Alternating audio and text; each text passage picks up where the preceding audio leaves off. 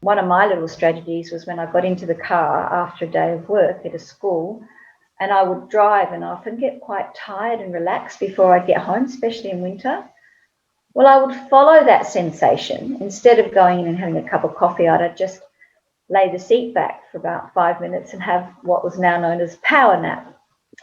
Not everybody can have that same sense of relaxation. I could do it for 15 minutes, wake up, open up the car door, step into the house, and I've changed from being Miss Price to Mum. And I could do that. It was a transition. If you don't have that fraction of time, just a minute or two, when you stop the car before getting on with the next task, allow yourself the breathing that involves lots of exhaling out for a long time, because this tells our parasympathetic nervous system that to calm down, and it actually creates the better hormones. It decreases the cortisol and the adrenaline.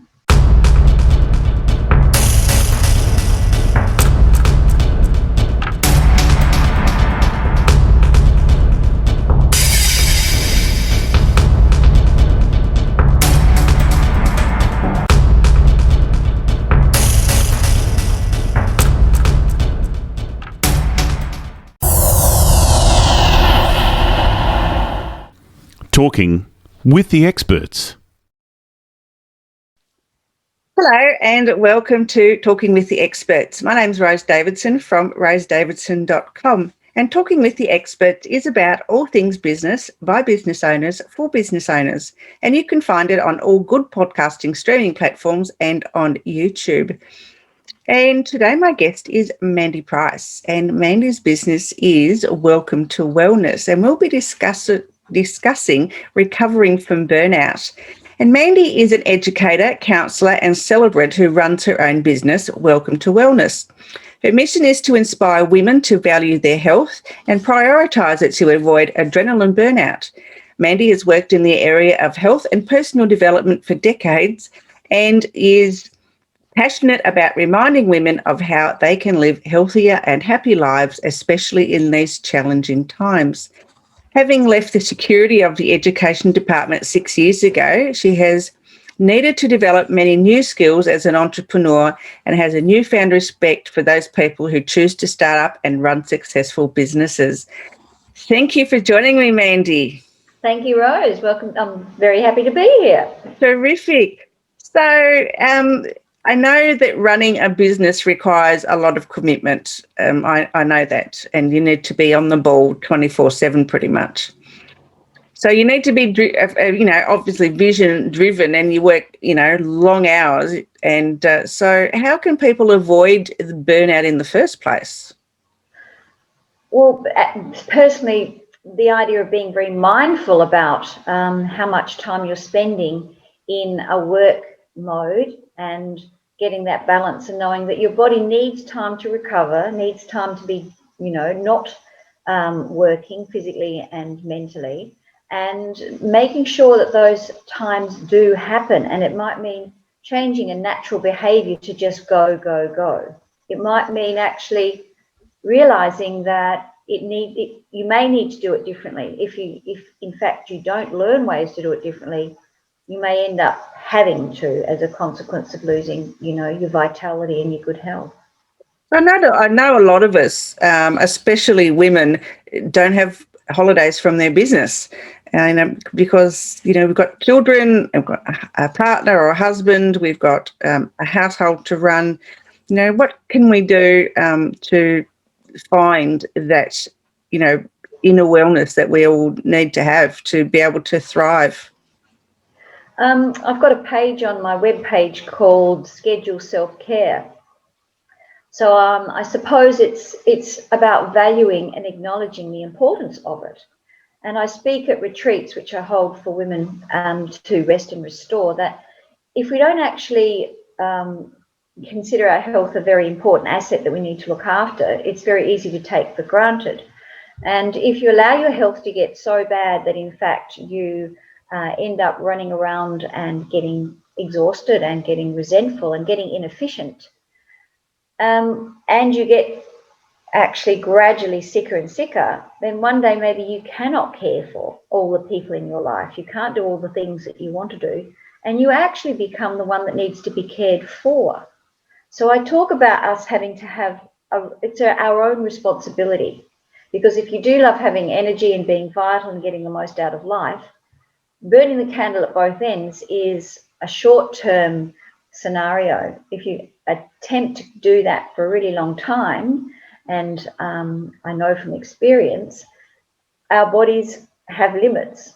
The adrenal system put under pressure like that without some rest. So ways you asked, Rose, ways.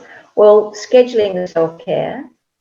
You can do it in terms of a full day away. You can make sure you do get occasional weekends away where it's not work focused. But during the day, even if during the day you can stop from that busyness, because adrenal burnout, which is what Dr. Libby Weaver talks about, comes about from having our fight or flight system in high alert too long. And our adrenals are just pumping adrenaline and cortisol all the time while we go from one task to the next. And if during the day you can be conscious that you are rushing, and you can actually, one of my little strategies was when I got into the car after a day of work at a school, and I would drive and often get quite tired and relaxed before I get home, especially in winter. Well, I would follow that sensation. Instead of going in and having a cup of coffee, I'd just lay the seat back for about 5 minutes and have what was now known as power nap.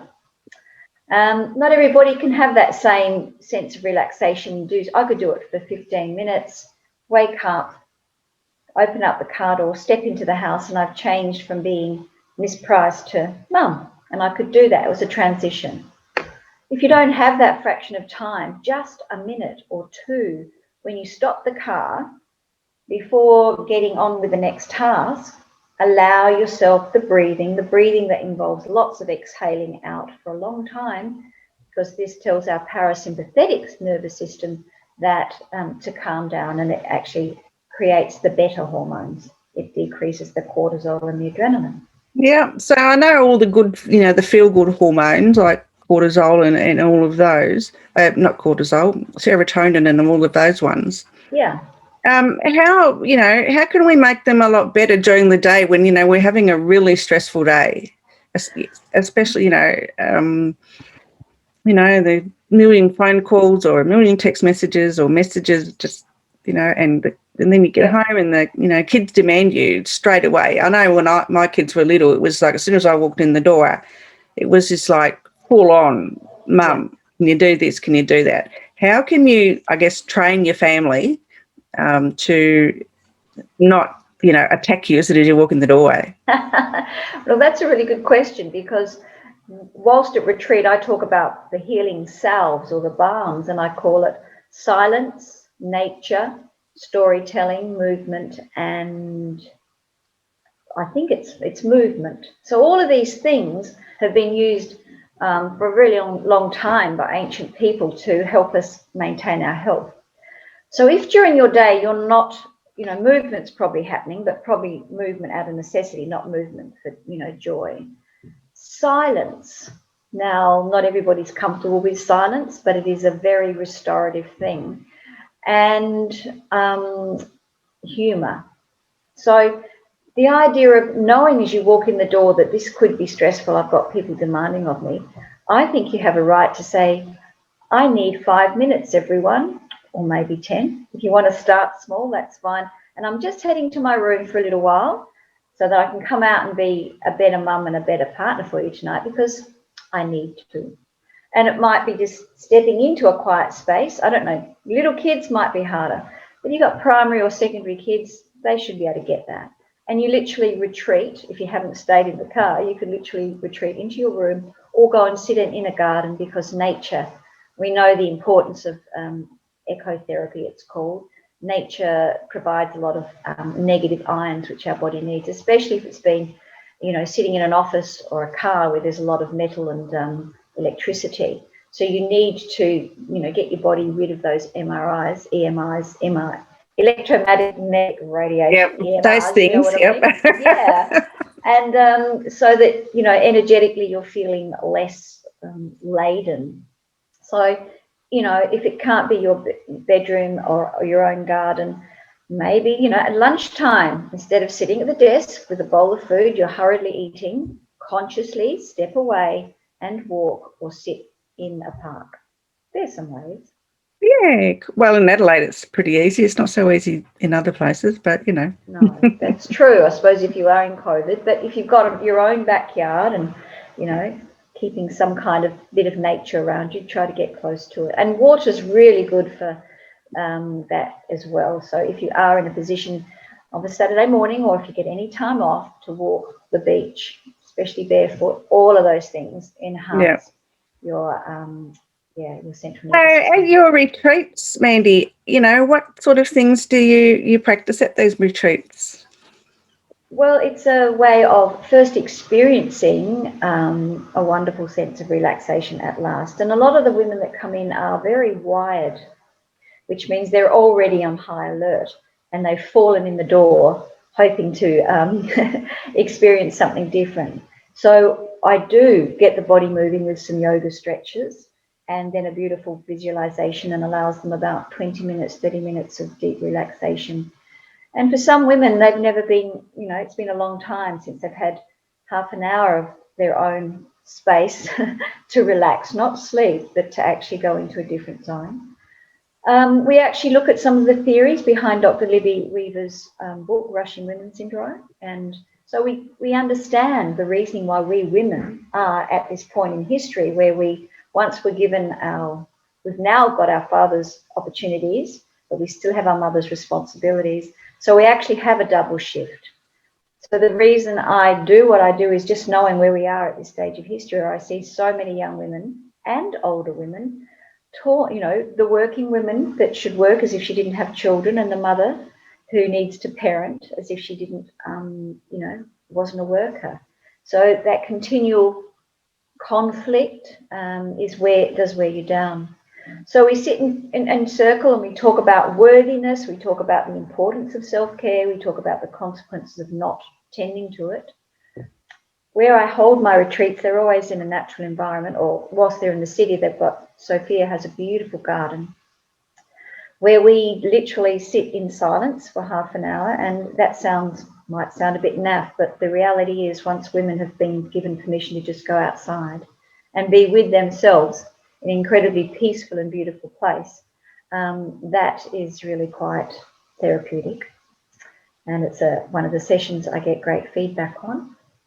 And we're reminded of the importance of play. I do a thing at the retreat, a little bit of interplay, where we realise the importance of laughter and lightness and how we can introduce more of it into our lives. And so we play a small amount, and we connect and we storytell.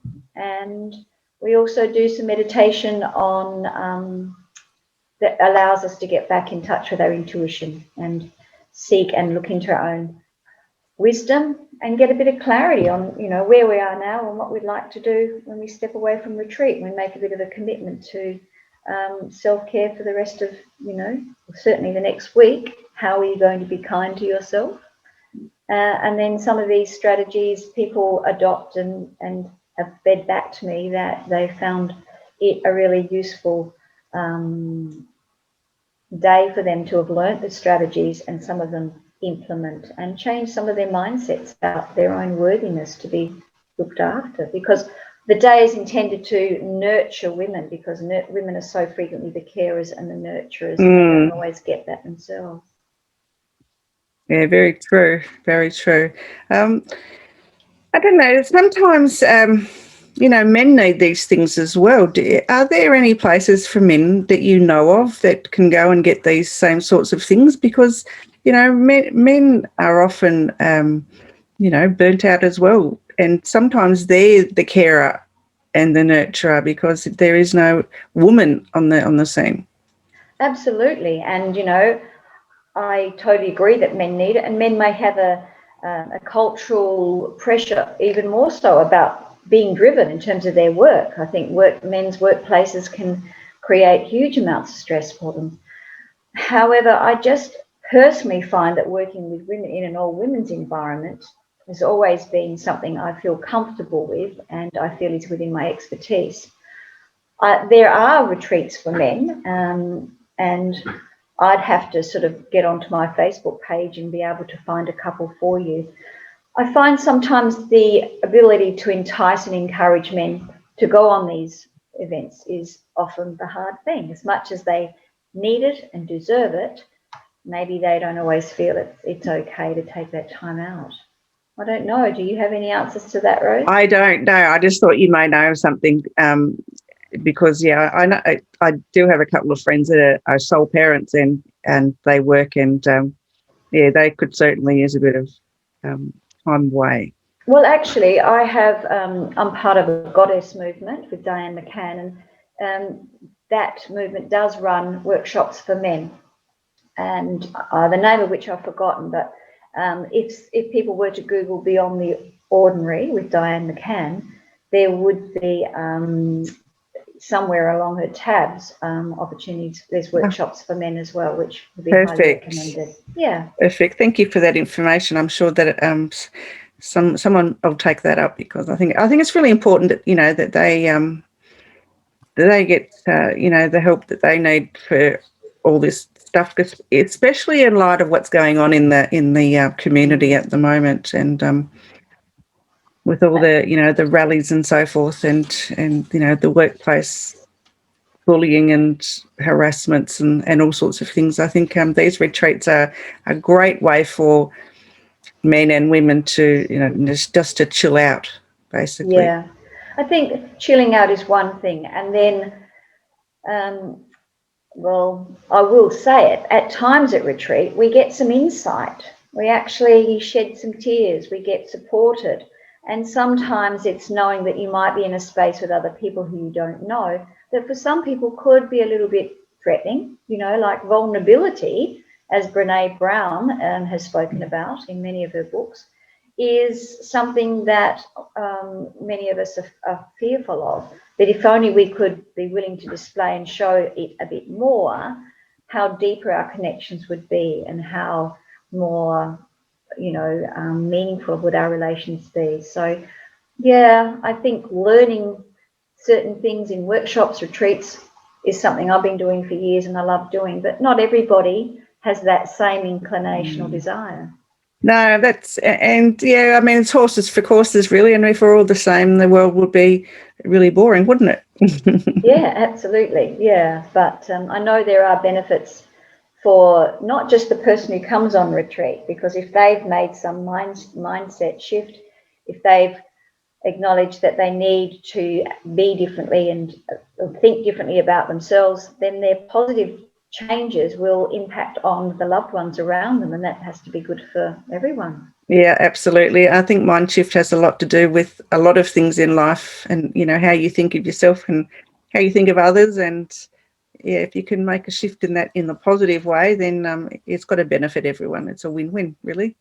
Yeah, well, my I only recently went on Instagram, and I haven't maintained it a lot, but my handle is Mandy Kindness Coach, because I try to instill the idea that kindness to self will allow you to therefore demonstrate greater kindness to others.